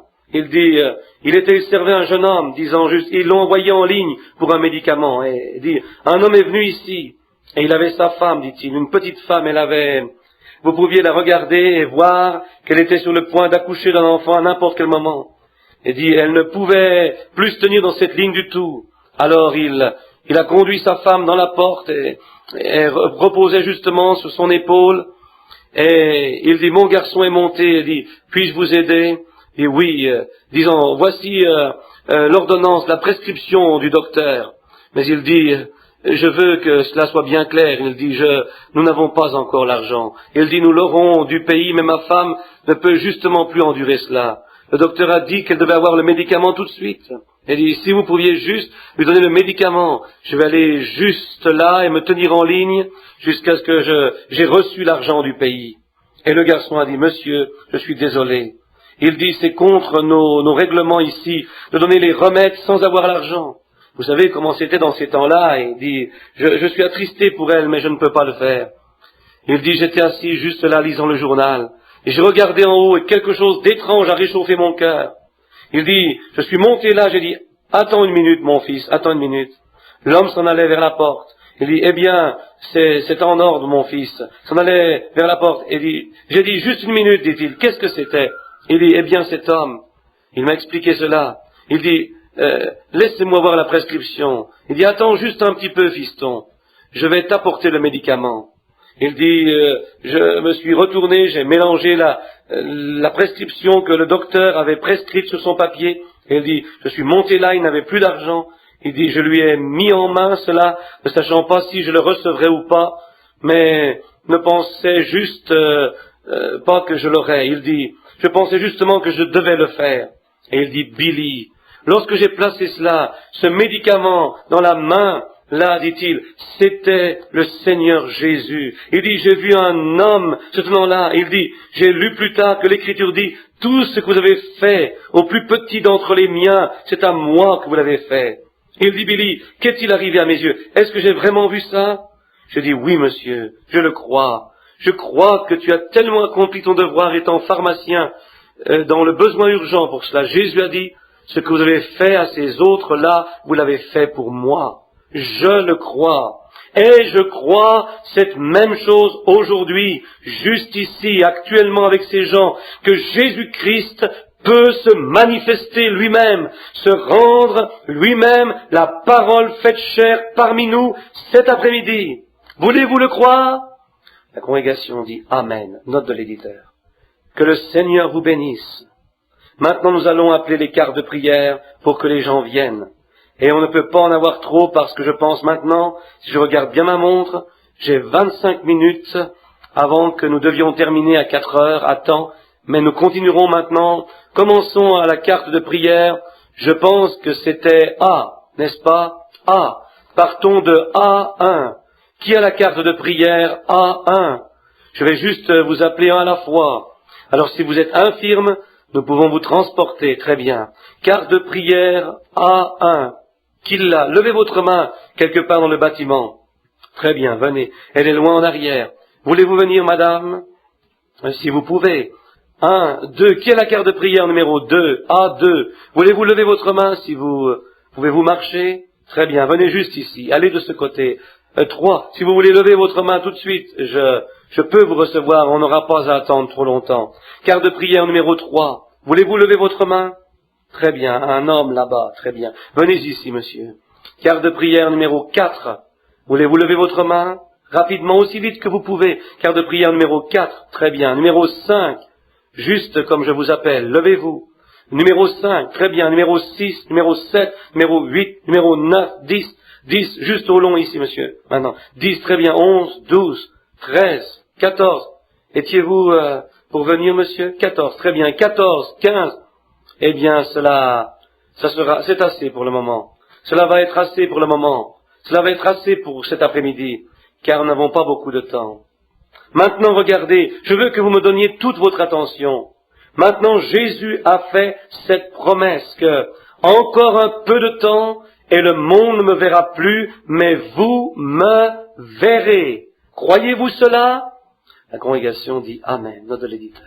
Le monde, c'est l'ordre du monde. Voyez, ils savaient qu'ils se perdraient dans les modes et ces choses, mais ils ne me verront plus. Mais vous me verrez, car il a promis, je serai avec vous, même jusqu'à la fin du monde. Est-ce correct? Et la Bible dit, Hébreux 13:8, il est le même hier, aujourd'hui et pour toujours. Croyez-vous cela? C'est une promesse. Maintenant, vous n'avez pas à monter ici pour être guéri. La seule chose que vous devez faire, c'est de croire cette parole étant la vérité. Maintenant, je vais vous demander, si vous voulez, d'être juste, respectueux et tranquille pour quelques moments. Sont-ils tous arrivés, Billy? Il en manque 2, 3. Qu'est-ce que tu dis? Un frère dit 3 autres, numéro 3. Quart de prière numéro 3. Comment, quel est le mot mexicain pour ça, 3? Y a-t-il quelqu'un qui peut dire? Quelqu'un dit 13 notes de l'éditeur. Très bien, sûrement qu'ils l'ont entendu. Quoi? Quiconque a cette carte de prière, venez en ligne. Voulez-vous? Oh oui, oh je pense que quelqu'un l'avait, ils ne le savaient pas, et ils sont retournés en arrière. Très bien, maintenant, qu'en est-il? Est-ce que tout le monde croit maintenant avec tout votre cœur? Eh bien, prions encore alors.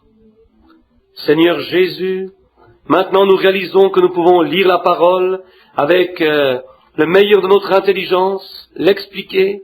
Mais Seigneur, tu es le seul qui puisse la confirmer. Tu es le seul qui puisse dire que c'est vrai ou faux. Et Père, je prie aujourd'hui que tu laisses les yeux des gens être ouverts, que nous puissions voir un paradoxe cet après-midi, Seigneur, juste assez pour laisser les gens voir que tu es présent, que tu n'es pas en dehors de l'existence, que ta parole est la même hier, aujourd'hui et pour toujours, car tu es cette parole. Pour l'amour des malades, Seigneur, à cause de ceux qui souffrent, plusieurs probablement sont ici de différentes parties du monde, de différentes parties du pays, ils souffrent tellement, ils ne pouvaient pas se réjouir dans les réunions, à moins qu'ils ne soient guéris. Je prie que tu les guérisses. Accorde-le, Seigneur. Et maintenant, nous ne sommes que des êtres humains physiques, et ne pouvons que prêcher la parole et dire ce que tu as dit être la vérité. Maintenant, tu es celui qui peut rendre cela réel. Je prie que tu l'accordes au nom de Jésus. Amen. Maintenant, je voudrais juste toute votre attention, juste pour un moment. Et si tout le monde veut bien s'asseoir, maintenant pour quelques minutes. Maintenant, pour autant que je le sache, bien sûr, je ne connais personne que je puisse voir dans le bâtiment et que je connaîtrai là. Maintenant, vous n'avez pas besoin d'être ici pour être guéri. Tout le monde sait cela, voyez. Il y avait une petite femme une fois. Elle ne pouvait pas avoir une carte de prière, disons. Elle a touché son vêtement et il s'est tourné, a regardé et dit « Qui m'a touché ?» Et ils l'ont tous nié. Et il regarda alentour et a vu cette petite femme. Elle ne pouvait pas se cacher elle-même, parce que, voyez-vous, l'Esprit de Dieu qui était en lui le conduisait. Il était la parole, et cela l'a conduit directement à elle, et il lui a dit ce qu'était son problème. Elle avait une perte de sang, et elle avait été guérie. Elle l'a cru, et immédiatement dans son corps, elle a senti que la perte de sang s'était arrêtée. Est-ce correct? S'était arrêtée juste là. Maintenant, il est juste le même aujourd'hui. Vous n'avez pas besoin d'être ici. Maintenant, la Bible dit que dans le Nouveau Testament, maintenant, que Jésus-Christ est notre souverain sacrificateur. Croyons-nous cela? Le seul souverain sacrificateur que nous avons, le seul intercesseur que nous avons entre Dieu et l'homme, c'est l'homme, Christ Jésus. Croyez-vous cela? Et la Bible dit, il est le souverain sacrificateur qui peut être touché par le sentiment de nos infirmités. Est-ce vrai? Combien savent que c'est vrai? Levez votre main pour qu'il... Très bien. Je ne suis pas parmi des étrangers sur cette parole. Maintenant, comment agirait-il si vous le touchiez? Il agirait de la même manière qu'il l'a fait lorsqu'il était ici. Parce qu'il est le même hier, aujourd'hui et pour toujours. Est-ce juste? Maintenant, croyez seulement. Dites seulement, maintenant Seigneur, je suis allé dans des réunions, mais je vais croire aujourd'hui. Je ne penserai même pas à moi-même. Je vais simplement croire avec tout mon cœur que tu es ici. Et j'ai un besoin. Et tu aide-moi, Seigneur. Voyez? Maintenant, faites cela. Ne soyez pas nerveux. Juste sincèrement calme. Un don de foi n'est pas quelque chose que vous prenez et vous faites quelque chose avec. Un don de foi, c'est juste de vous enlever hors du chemin. Le don, c'est de s'enlever soi-même hors du chemin. Maintenant, une femme se tient ici. Dieu le Père sait, pour autant que je sache, je n'ai jamais vu la femme de ma vie. Elle est complètement une étrangère pour moi. Mais il y a environ 2 ou 3 personnes que je peux voir là, que je connais. Je pense que ceci est Madame Vale assise ici, l'épouse de frère Lee. Je ne suis pas certain. Ensuite, je connais ces 3 ou 4 garçons assis juste au long ici. Pour autant que je sache, c'est tout ce que je peux voir dans la réunion en ce moment que je connais. Je crois que c'est frère Anthony Milano, assis là, de New York, frère Filer du Kentucky. En dehors de cela, je sais que frère Stoffman est là quelque part. Je l'ai entendu crier « Amen » tout à l'heure. C'est à peu près la limite. Et le Père Céleste sait cela. Et cette femme qui se tient ici, et je ne l'ai jamais vue, je n'ai aucune idée pourquoi elle est ici. Elle est juste une femme qui est venue ici, sur la plateforme, de la même façon que vous êtes assis là. Maintenant, si cette femme est dans le besoin, eh bien alors, si je pouvais l'aider, je le ferais sûrement. Mais maintenant, cela dépend de ce dont elle a besoin. Si c'était de l'argent, je pourrais recueillir 5 ou 10 000 dollars. En dehors de cela, je ne sais pas, voyez, à moins de donner un chèque post-daté jusqu'à ce que je reçoive ma paye le mois prochain. Mais à présent, qu'en est-il si elle a des problèmes domestiques, familiaux? Alors je dirais, va chercher ton mari, parlons ensemble, peut-être que je peux vous aider. Je n'ai pas de moyen de retourner à la maison. Eh bien, je vais demander à quelqu'un s'ils veulent vous prendre, vous amener à la maison, s'en allant par votre chemin. Vous demeurez dans quelle rue? En bas, ici? Ou quoi que ce soit? Je ne sais pas. Mais si c'est de la maladie, alors je ne sais pas, voyez. Mais je ne connais pas la femme. Mais il y a quelqu'un ici, cette parole qui a promis. Les choses que j'ai faites, vous les ferez aussi. Maintenant, peut-être, qu'en est-il si cette femme est malade? Peut-être qu'elle a le cancer, peut-être qu'elle a la tuberculose, ou quelque chose que la médecine ne peut pas aider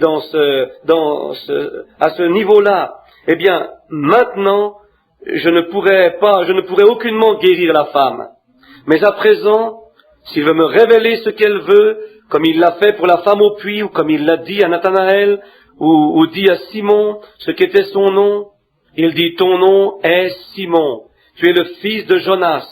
Dorénavant, tu seras appelé Pierre, ce qui veut dire une petite pierre. Eh bien maintenant, s'il faisait quelque chose comme cela ici en présence de vous tous, cela démontre que cette parole est la vérité. À présent, combien vont croire cela? La congrégation dit Amen, note de l'éditeur. Y a-t-il quelqu'un ici qui connaît la femme? Levez votre main. Quelqu'un dans le bâtiment? Oui, plusieurs d'entre vous la connaissez. Très bien. Et le Père sait que je ne la connais pas. Eh bien, maintenant, voyons ce qu'il dirait. Et cela serait un paradoxe. Je ne sais pas ce qui ne va pas avec elle. Je ne sais pas pourquoi elle est ici, ou rien à propos d'elle. Mais Dieu sait cela. Je vais parler à la femme. Maintenant, celle-ci est la première personne que j'ai eue devant moi depuis environ 3 mois. Maintenant, je veux juste parler à la dame, juste un moment. Et qu'est-ce que c'est? Contacter son esprit, tout comme Jésus a fait à la femme au puits. Contacter son esprit. À présent, madame, si le Seigneur Jésus peut me révéler ce qui ne va pas avec vous, ou pourquoi vous êtes ici, ou quelque chose à propos de cela, et vous savez que je n'en savais rien à ce sujet-là, ou quelque chose de cet ordre, croiriez-vous que c'était lui? Cela devrait être lui, n'est-ce pas?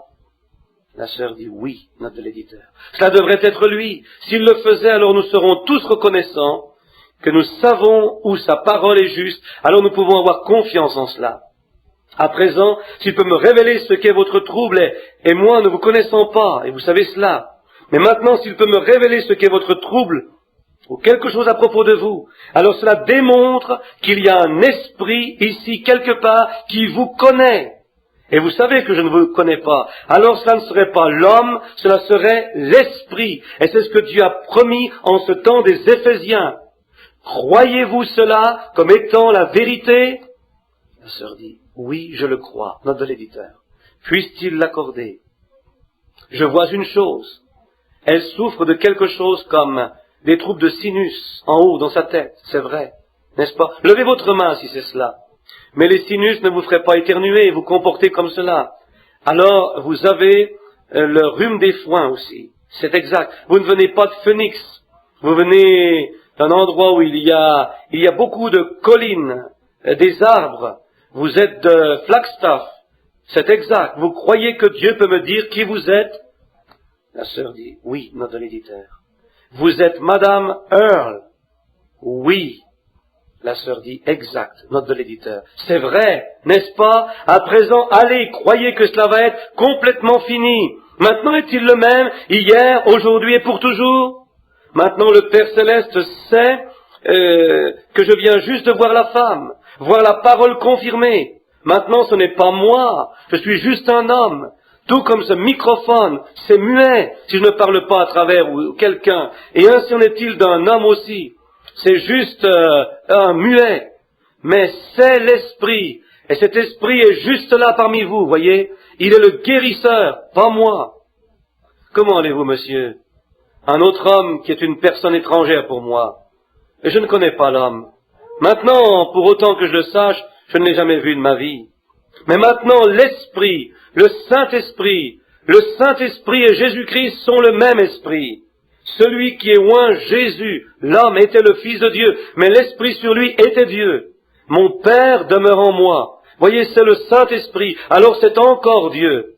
Maintenant, si je peux juste m'enlever moi-même, si cet homme peut s'enlever lui-même en dehors du chemin, alors cette partie est morte, alors laissez l'Esprit de vie agir. Voyez-vous? C'est pour cela que j'attends une minute, pour voir ce qui se passe jusqu'à ce que l'onction commence. Si le Seigneur Dieu, dans la présence duquel nous nous trouvons, veut me révéler, monsieur, ce qu'est votre trouble, ou quelque chose que vous avez fait, ou quelque chose à propos de vous, juste quelque chose.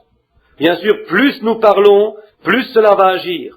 Mais voyez, il y en a d'autres qui se tiennent dans la ligne. Mais s'il veut juste me dire ce qu'est votre problème, allez-vous croire que je suis son prophète et croire qu'il est présent?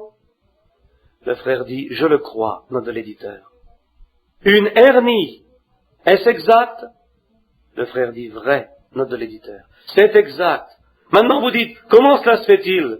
J'aimerais le savoir. Il n'y a personne qui puisse expliquer cela. C'est un paradoxe, voyez-vous? Oui, afin que vous sachiez, j'ai vu autre chose. Un examen. Vous avez des problèmes de cœur aussi. Levez votre main.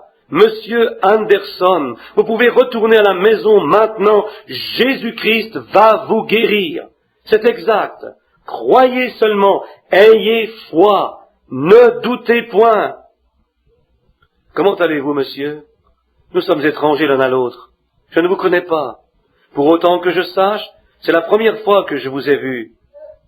Pour que je vous connaisse, c'est exact. Mais il nous connaît tous les deux.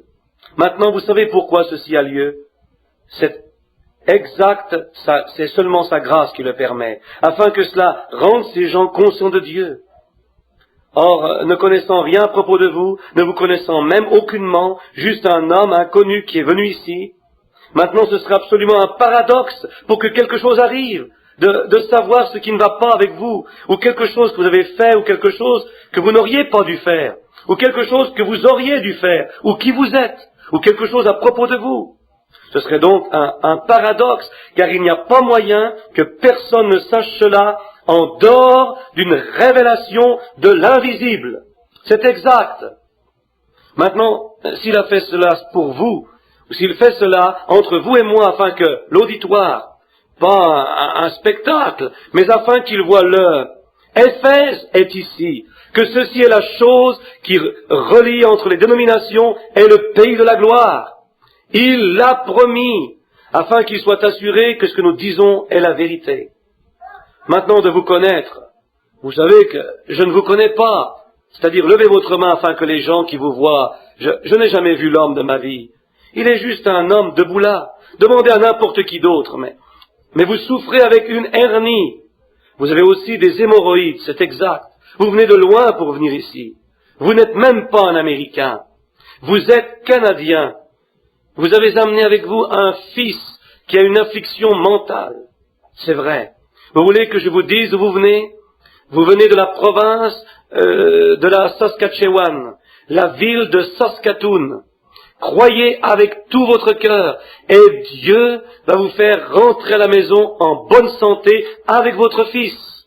Le croyez-vous? Que Dieu vous bénisse. Croyez-vous? Le Seigneur Dieu demeure encore Dieu. Voyez, il n'y en a eu aucun autre que lui. Comment allez-vous? Voici une femme, une inconnue pour moi, peut-être un peu plus âgée. Je ne l'ai jamais vue, mais elle est juste une femme qui se tient ici. Je vais devoir me dépêcher car je n'ai que 7 ou 8 minutes maintenant, voyez.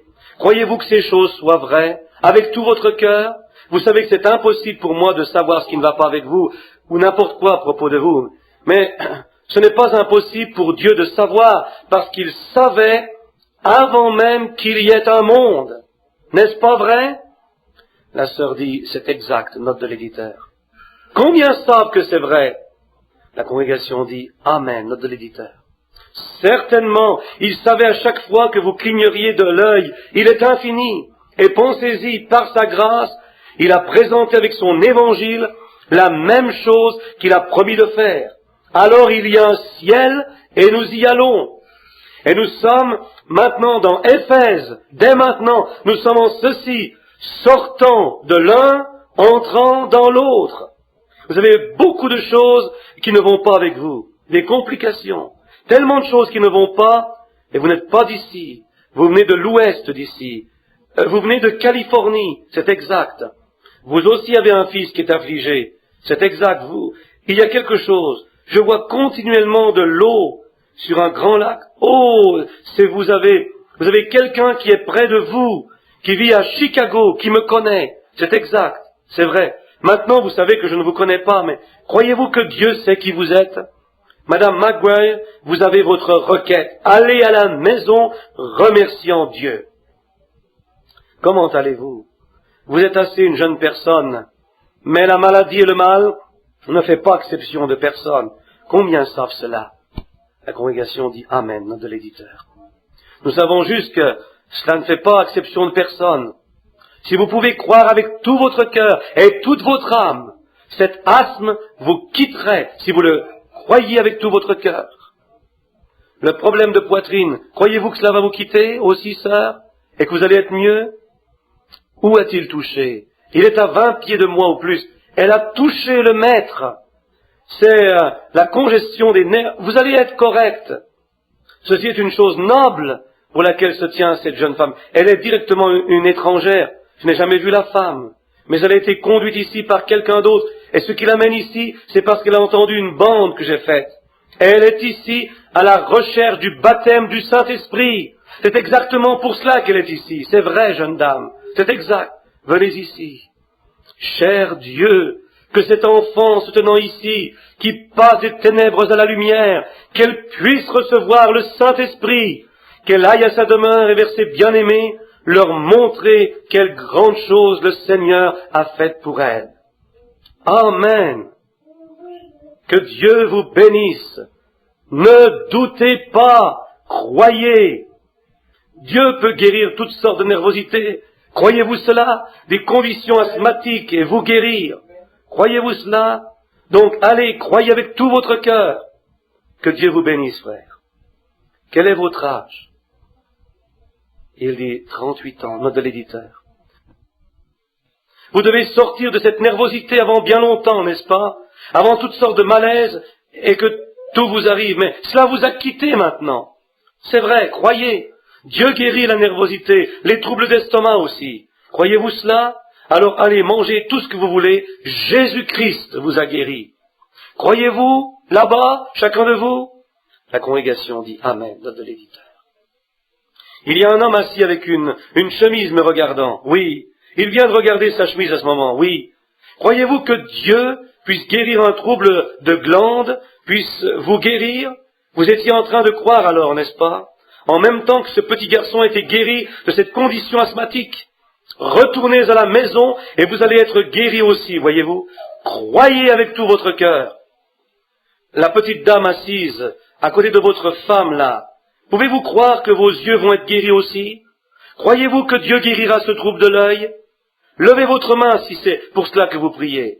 Voyez, qu'ont-ils touché Jésus-Christ, le Fils de Dieu? Croyez-vous? Crois-tu, jeune homme? Dieu peut guérir ce problème de sang, rendre cela correct. Veux-tu croire cela? Enlever tous ces problèmes de diabète et vous rendre mieux. Croyez-vous cela? Allez, dites-lui que vous le croyez et partez. Venez, monsieur, vous avez des problèmes d'estomac. Croyez-vous que Dieu puisse les guérir, rendre cela mieux? Le frère dit, oui, je crois, note de l'éditeur. Allez, croyez-le, vous allez être mieux, entièrement. Venez amener ce petit garçon. Regarde ici, garçon. Vous venez de loin. Parfois, il y a des changements d'altitude, des changements de climat. Vont faire l'affaire pour guérir une condition asthmatique, mais il y a une guérison certaine. Jésus-Christ, le Fils de Dieu, il a donné son Fils afin que le vôtre soit guéri. Croyez-vous cela? Croyez-le avec tout votre cœur, et cela va le quitter. Il sera normal, un homme bien. Que Dieu vous bénisse, sœur. Croyez-vous? Dieu fait-il encore des paradoxes? La congrégation dit Amen, note de l'éditeur. Des choses inexplicables, déraisonnables, que les gens ne comprendront pas. Comment cela va être? Mais c'est quand même vrai, n'est-ce pas?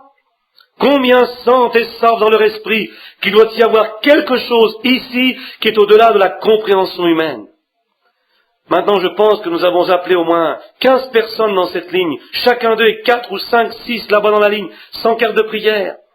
Ou pourquoi ils étaient dans la ligne là ou dans l'auditoire là. Mais maintenant, il ne nous reste qu'une minute de temps avant de terminer.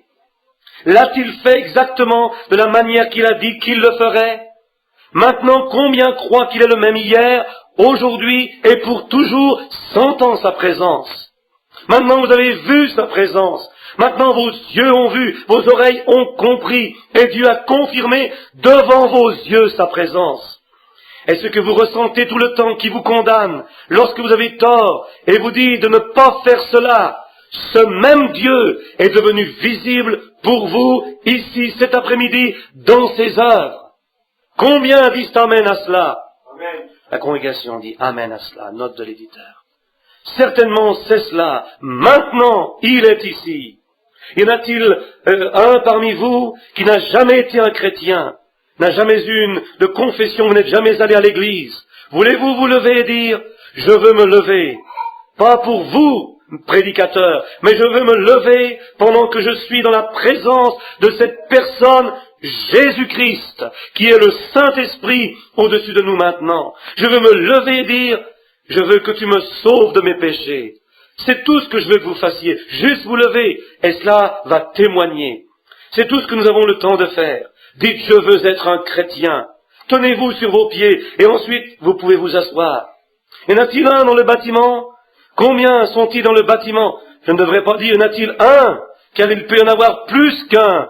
Combien dans le bâtiment veulent se lever maintenant et dire, j'ai eu tort. Oh Dieu, pardonne-moi. Je vais me lever pour te rendre témoignage que j'ai eu tort.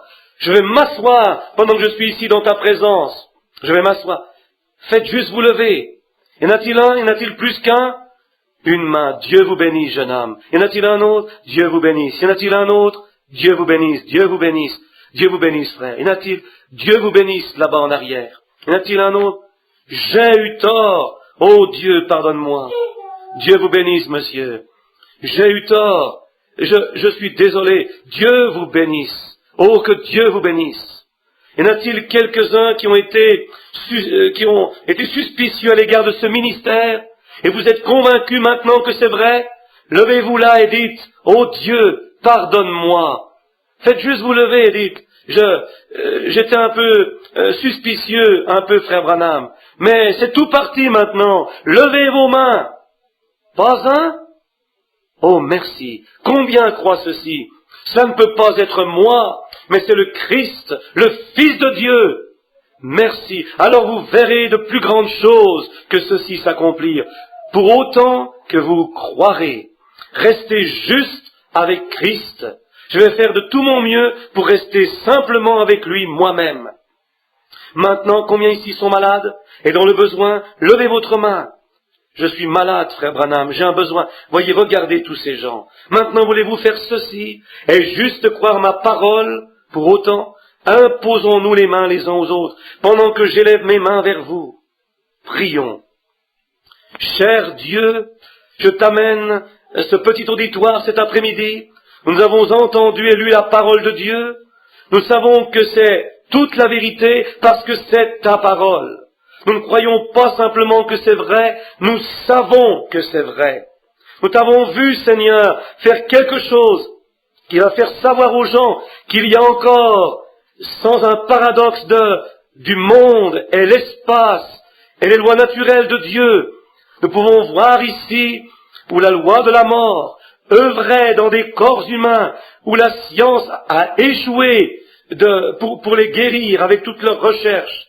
Et Seigneur, nous sommes reconnaissants pour ces gens. Nous ne les abaissons pas, nous sommes reconnaissants pour eux. Mais Seigneur, quand cela n'en vient qu'à un endroit où ils ne peuvent plus rien faire, alors nous voyons ta grande main entrer, sachant qu'il n'y a pas un homme qui pourrait les guérir, quand bien même serait-il un médecin ou devrait prendre un remède, mais de voir le Fils de Dieu descendre, lui qui a fait la promesse, et nous croyons tous en cela. Et chaque personne a tenu sa main levée, ceux qui n'étaient pas sauvés et voulaient être sauvés. Oh Dieu, quelque chose a réchauffé leur cœur. Certains d'entre eux ont dit qu'ils avaient tort. Peut-être étaient-ils rétrogrades et voulaient revenir. Je prie que tu reprennes chacun d'entre eux, car ils savent, Seigneur, et savaient. Plusieurs me connaissaient peut-être, ou à propos de moi depuis des années, et savent qu'il n'y a aucune bonne chose dans l'homme, et spécialement en moi. Mais comment pourrait-il y avoir quelque chose de bon? Mais par contre, ils ont vu cette parole que Dieu a promise, rendue manifeste.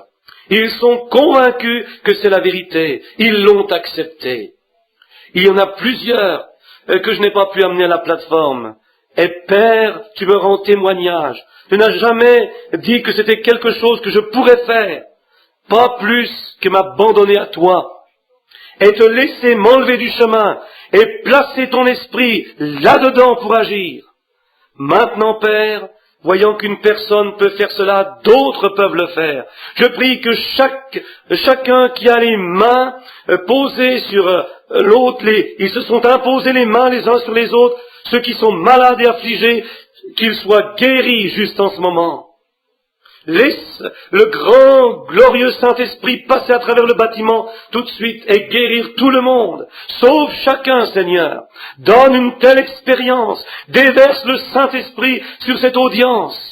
Oh, nous regardons à ce que tu fais, ces grandes choses que tu as faites cette semaine, et dans cette semaine qui va venir, tu en feras. Qu'il en soit ainsi, Seigneur, dès maintenant, dans le nom de Jésus-Christ. Maintenant, levons-nous. Croyez-vous avec tout votre cœur? Maintenant, je me demande si notre sœur au piano, là, pourrait nous donner un petit accord pour ceci. Je le louerai. Je le louerai. Avez-vous entendu cela? Maintenant, chantons-le ensemble. Oh, nous espérons vous rencontrer demain soir. Maintenant, nous allons terminer officiellement, juste dans un instant. Mais je veux chanter ce chant avec vous. Très bien. Allons-y. Je le louerai. Levons nos mains. Je le louerai. Gloire à l'agneau, immolé pour les pécheurs. Donnez-lui gloire, vous, le peuple, car son sang a lavé chaque péché. Inclinons nos têtes maintenant pour la prière finale. Très bien. Frère Yevel Rose va nous renvoyer. Que Dieu vous bénisse, frère Rose, pendant que nous avons nos